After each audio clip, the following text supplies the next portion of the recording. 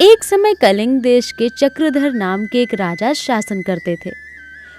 उस महाराज के शासन में लोग बहुत खुशी से रहते थे। देखिए अमात्य जी, मैं अब इस राज्य के पालन से तंग आ चुका हूँ मंत्री जी। अब जाके अरण्यवास करते हुए देव चिंतन में बाकी का जीवन बिताना चाहता हूँ मैं। आप जैसे अच्छे महाराज राज्य से दूर हो गए तो प्रजा बहुत चिंतित होगी महाराज। अगर आप ये निर्णय थोड़ा रुक कर लें तो इस राज्य के लिए बहुत ही बेहतर होगा। आप बिल्कुल चिंता मत कीजिए अमात्य जी, जल्द ही मेरा बेटा शशिधर गुरुकुल में विद्याभ्यास पूरा करके राजधानी लौट रहा है।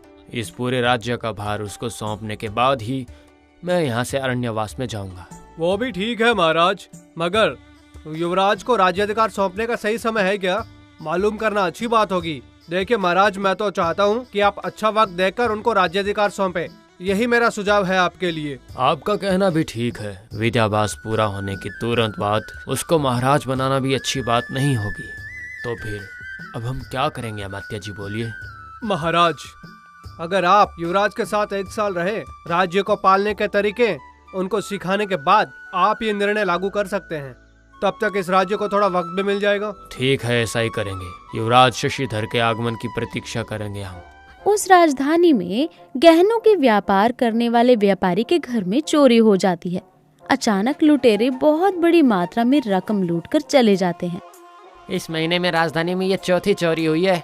हम लोग चाहे कितना भी सतर्क रह ले, चोर चोरी कर ही लेते हैं। महाराज से फरियाद करने के बाद भी कोई फायदा नहीं हुआ। महाराज ने तो पहरा भी दुगना कर दिया था, मगर वो चोर बहुत चालाक लग रहे थे। राज्य के सैनिकों को चकमा देकर चोरी कर ली उन्होंने। अगर इस बात का कुछ भी हल नहीं निकला तो हम आराम से सो नहीं पाएंगे।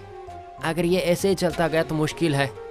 वो तो ठीक है, हमारे नगर में एक नए साधु पुरुष आए हैं, जो कुछ भी बोल रहे हैं वो सब सच हो रहा है। परसों उन्होंने कहा था कि सूरज को बेटा होगा और ठीक वैसा ही हुआ। और तो और वेंकन्ना के घर में उनके पूर्वजों की निधि छुपाने के स्थान के बारे में बोला तो वो भी सच निकला। तब से वो वेंकन्ना भी एकदम से अमीर बन गया है। वैसा है क्या? तो फिर इसका मतलब यह है कि साधु पुरुष भविष्यवाणी बोल सकते हैं, है ना? मेरे दादाजी हमेशा बोलते थे हमारे पूर्वज हमारी भलाई के लिए कहीं ना कहीं निधि छुपा के रखते थे। वो सब कहाँ होगी, साधु पुरुष बता सकेंगे क्या? अरे जाके पूछना, वो जरूर बताएंगे। वो तो बहुत बड़े महिमान्वित साधु हैं। इतने में युवराज शशिधर गुरुकुल में विद्याभ्यास पूरा करके वापस राजधानी पहुंचता है। आओ बेटा, हम सब आप ही की प्रतीक्षा कर रहे थे। मैं तो अब बूढ़ा हो गया हूँ, अब इस राज्य का पालन आपको सौंपना चाहता हूँ। मुझे उसके लिए अभी क्या जल्दी है पिताजी, और कुछ समय है ना, बाद में देखेंगे। महाराज, अपने गुप्तचरों द्वारा समाचार मिला है, शत्रु राजा चंद्रसेन हमारे राज्य के ऊपर हमला करने के लिए ऐन वक्त का मौका देख रहा है। ये विश्वसनीय समाचार है। ठीक है, तुम जाओ और मंत्री जी को हमारे पास भेजो, हमें अकेले में कुछ बात करनी है। राज्य में देखें तो एक तरफ चोर लुटेरों की हलचल मची है और दूसरी तरफ अपने शत्रु राजा हमारे राज्य पे हमला करने के लिए मौका देख। राज्य पूरी तरह मुश्किलों से फंस गया है और अब क्या करना है मुझे कुछ भी समझ में नहीं आ रहा। अब ये हमारा तक्षण कर्तव्य है, शत्रु राज्य के हमले को सही ढंग से सामना करके उनको अच्छा सबक सिखाना, नहीं तो कहीं हम हमारे राज्य को खो ना बैठे। और वो चोर हमारी राजधानी को छोड़ के कहीं भी जाने वाले हैं। चोरी का माल कैसे भी हमारे राज्य में ही रहेगा, इसलिए एक ना एक दिन हम लोग उनको पकड़ के लूटी हुई सारी दौलत प्रजा को वापस दे सकते हैं। आप सबसे पहले सेनाध्यक्ष जी को यहाँ बुलाइए। देखिए, बातों बातों में सेनाध्यक्ष जी भी आ गए हैं। हमारे गुप्तचर से मिले हुए समाचार के बारे में आपकी क्या राय है सेनाध्यक्ष जी, आप क्या कहना चाहेंगे? हमारे शत्रु राजा चंद्रसेन का सामना करने का साहस और संपत्ति हमारे पास नहीं है। अब हमें तुरंत सैनिक संपत्ति को जितना जल्दी हो सके दुगना करना पड़ेगा और हमारे राज्य की संपत्ति को भी दुगना करना पड़ेगा जल्दी महाराज। तो फिर आपको तो बहुत पहले से ही सैनिक संपत्ति और आयुष संपत्ति को दुगना करना चाहिए था। अगर आपको ये बात पहले से मालूम है तो फिर इतनी देर क्यों लगा दी आपने? हमारे पास सैनिक दल को मजबूत करने के लिए ज्यादा पैसे नहीं है युवराज, जिसके चलते हम नए सैनिकों को नहीं ले पाए हैं। तो फिर हमारा तक्षण कर्तव्य है कि सैनिक दल को मजबूत करना। हमारे राज्य के सभी नौजवानों को युद्ध कलाओं में शिक्षण दिलवाइए। किसी भी क्षण पर शत्रु का सामना करने के लिए उनको गठ बनाइए। मैं तुरंत ही इस काम में लग जाऊंगा युवराज। मेरी बात सुनिए अमात्य जी, आप कल सुबह ही कचहरी आयोजित कीजिए। सारे अमात्यों को कचहरी में जरूर आने के लिए कहिए अमात्य जी। तभी अगली सुबह कचहरी आयोजित की जाती है। सब लोग बैठ के चर्चा करने लगते हैं। इतने में वहाँ एक साधु पुरुष आता है। शांत, आप कौन है हमें पता नहीं।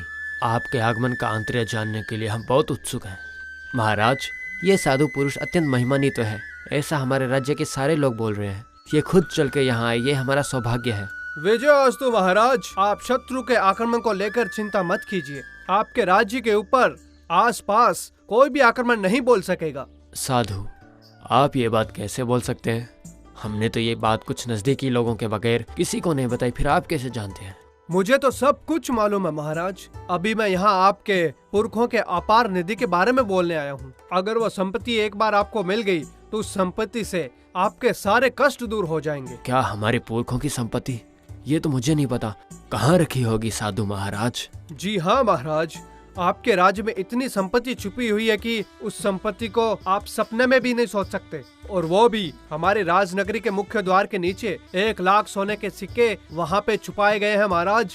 आपकी बात सुनने के बाद अगर ये बात सच में सही निकली तो हमारा कल्याण हो जाएगा। मेरी बात मानकर राजनगरी के मुख्य द्वार के नीचे खोद के देखेंगे तो अपार संपत्ति मिलेगी महाराज। उस विधि के बारे में बोलने के बाद वो साधु वहाँ से चला जाता है।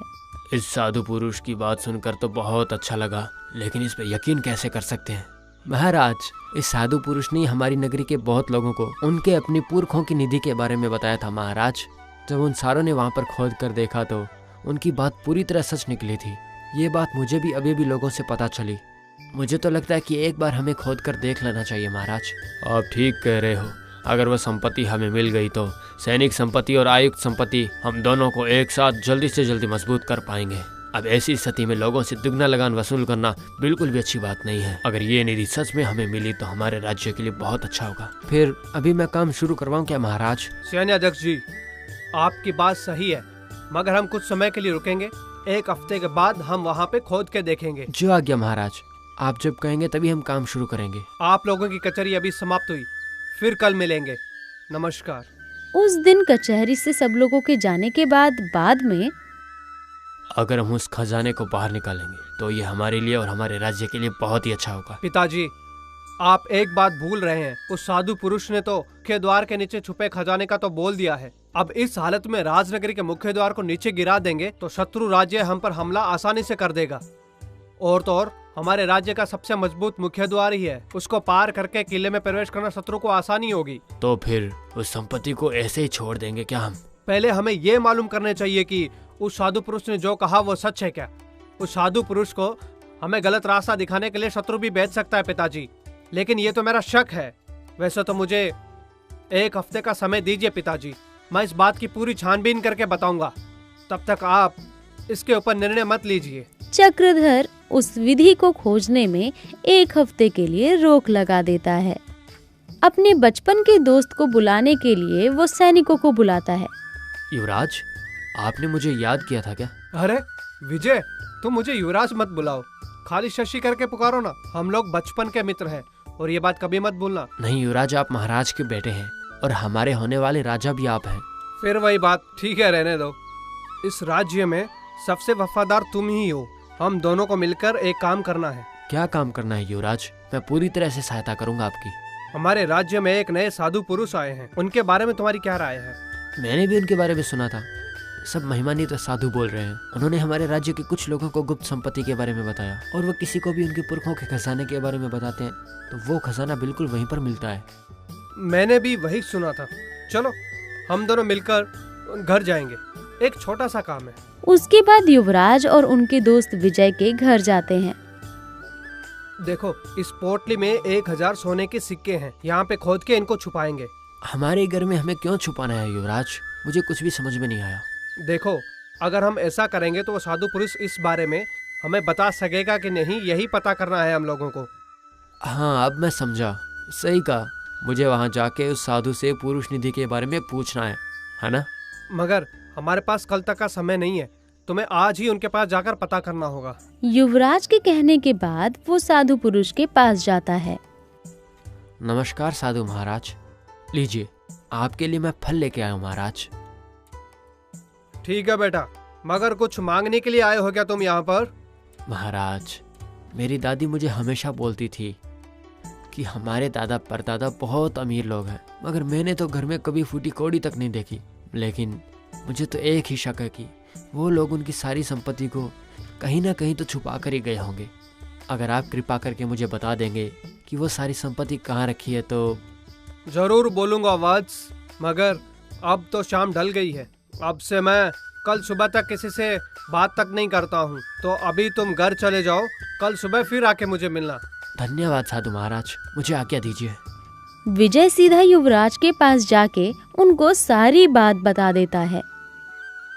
तो फिर आज रात को हम लोगों को घर के सामने पहरा देना होगा। मेरे घर के पास क्यों शशि? हमें तो साधु महाराज को देखना है ना, तो जाके वहाँ पे पहरा देते हैं। देखते रहना, तुम कुछ भी मत बोलना, मेरे साथ आओ।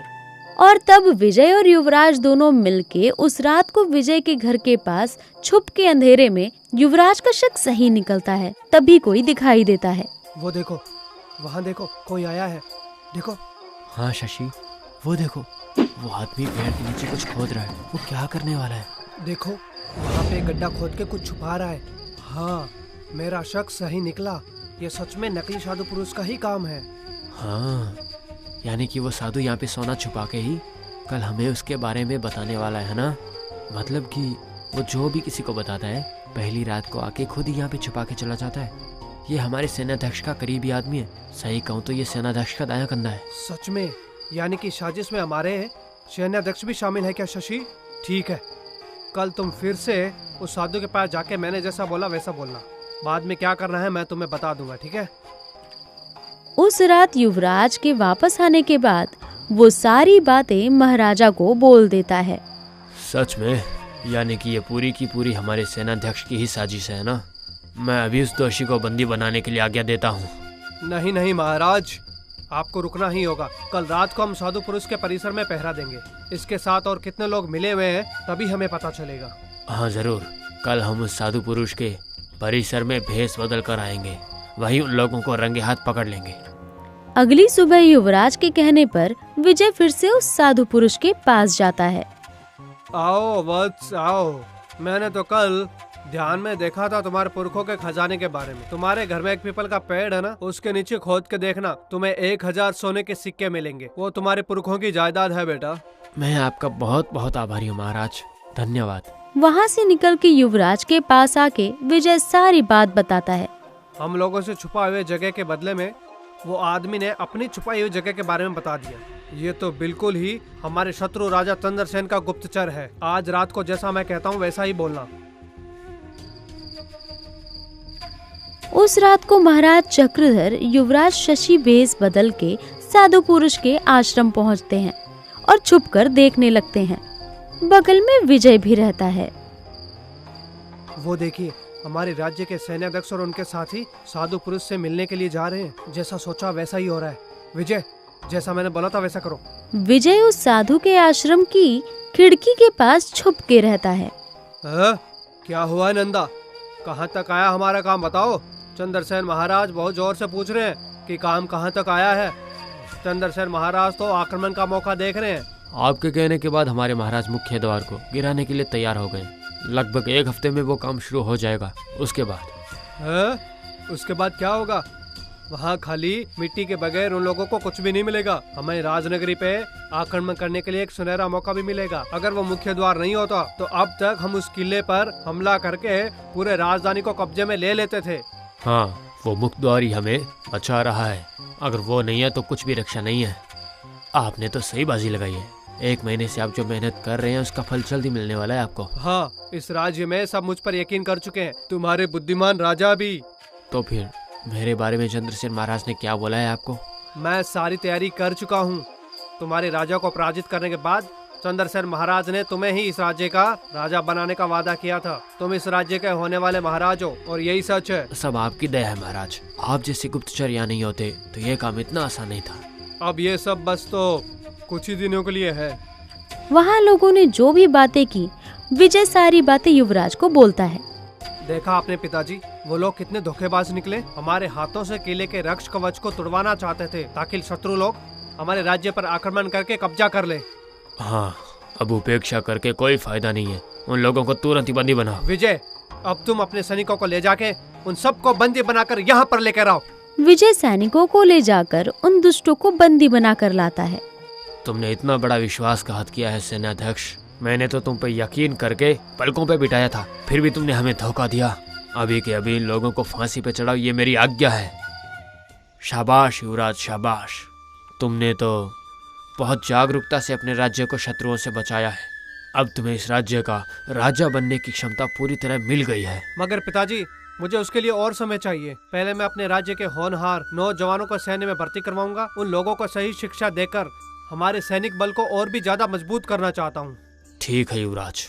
आपसे मेरी एक ही विनती है महाराज, मैं अपने दोस्त विजय को सर्व सेनाध्यक्ष के पद में देखना चाहता हूँ पिताजी। इनसे बढ़कर कोई वफादार मुझे इस पूरे राज्य में ढूंढो तो नहीं मिलेगा।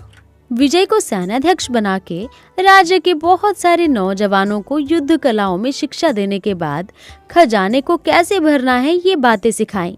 अपने पिता के आशीर्वाद से वो महाराज बन जाता है।